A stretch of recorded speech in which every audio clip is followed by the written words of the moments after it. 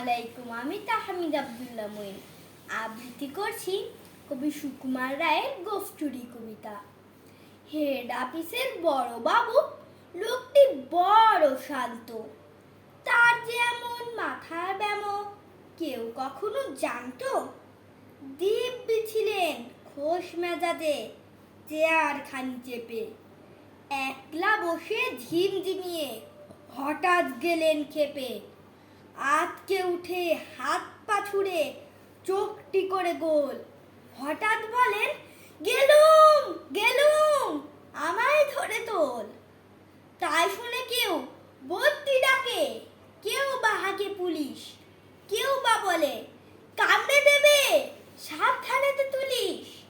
ব্যস্ত সবাই এদিক ওদিক করছে ঘোরাঘুরি, বাবু হাঁকেন, ওরে আমার গোফ গিয়েছে চুরি। গোফ হারানো আজব কথা, তাও কি হয় সত্যি? গোফ জোড়া তো তেমনি আছে কমেনি এক রত্তি।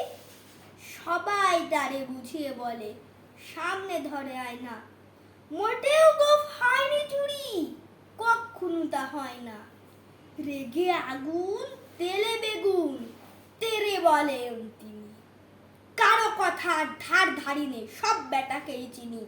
নোংরা ছাটা খ্যাংরা ঝাঁটা বিচ্ছিরি আর ময়লা, এমন গোফ তো রাখতো জানি শ্যামবাবুদের গয়লা। এ গোফ যদি আমার বলিস করব তোদের জবাই, এই না বলে জরিমানা করলেন তিনি সবাই। ভীষণ রেগে ভীষণ খেয়ে দিলেন লিখে খাতায়, কাউকে বেশি রায় দিতে নেই সবাই চড়ে মাথায়। আপিসের এই বাদরগুলো মাথায় খালি গোবর, গোফ জোড়া যে কোথায় গেল কেউ রাখে না খবর। ইচ্ছে করে এই বেটাদের গোফ ধরে খুব নাচি, মুখগুলোর মুন্ডু ধরে কুদাল দিয়ে চাচি। গোফকে বলে তোমার আমার, গোফ কি কারো কেনা?